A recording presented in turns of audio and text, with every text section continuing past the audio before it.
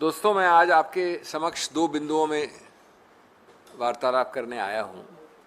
दोनों बड़े गंभीर हैं, दोनों चुनाव आयोग से संबंधित हैं और मैं ये कहूँगा कि हम कभी भी नहीं चाहेंगे कि इतनी वरिष्ठ संस्था जिसको सींचा गया, पनपाया गया, बढ़ावा दिया गया इतने सालों से, वो कभी भी इस गिरावट के स्तर पे आए कि हमें इस पर टिप्पणी करनी चाहे। कोई भी नहीं चाहेगा, कांग्रेस पार्टी नहीं चाहेगी।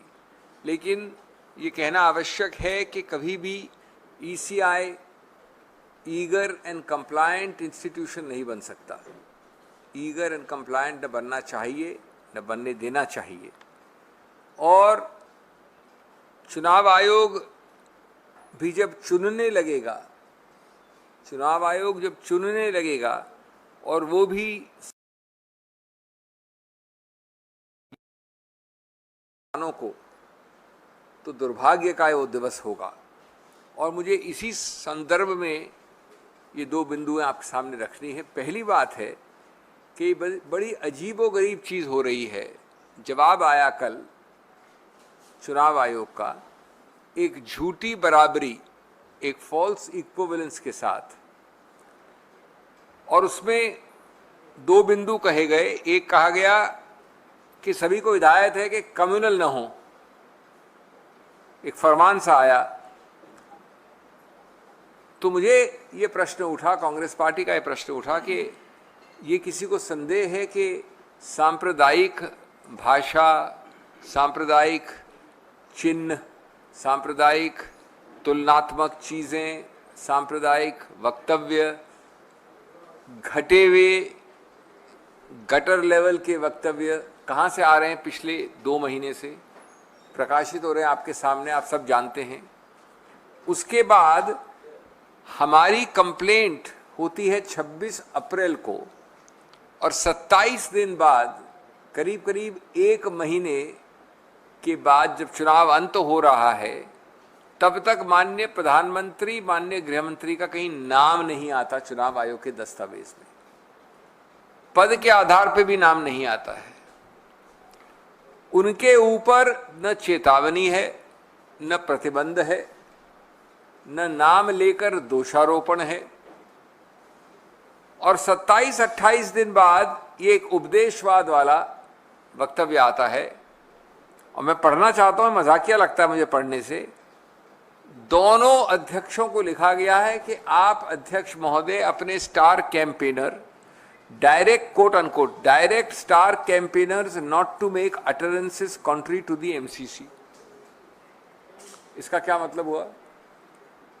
ये तो बड़ा जनरल सा स्टेटमेंट है। मैंने एक कंप्लेंट की आपके विरुद्ध कि आप इतने घिनौने वक्तव्य दे रहे हैं। 27 दिन बाद ये सुनने के लिए की थी कंप्लेंट मैंने। दूसरा, quote unquote, utterances of star campaigners create patterns which can be damaging beyond MCC period, unquote। ये दुर्भाग्य है, ये मजाकिया है।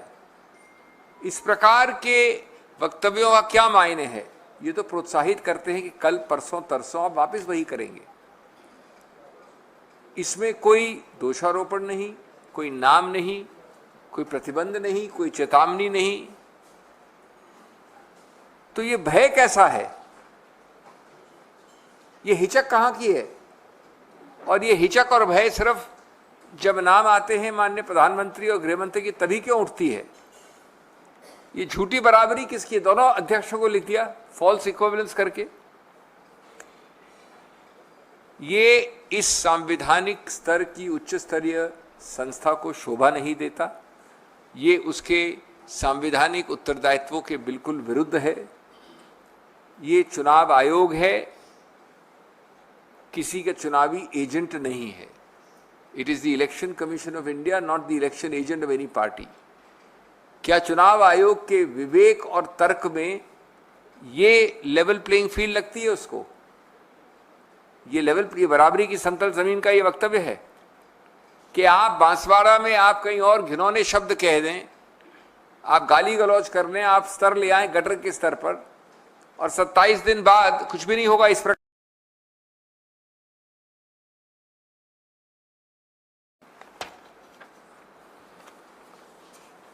हम तो अचंभित हैं कि इस प्रकार की चीजें हो रही हैं, क्योंकि जब कोई भी संवैधानिक संस्था संविधान का पालन नहीं करती, सत्ता के पालनकर्ताएं उनका पालन करने लगती है, सत्ता में जो बैठे हैं उनकी तरफ झुकने लगती है, तो समझ लीजिए कि लोकतंत्र का अंत है।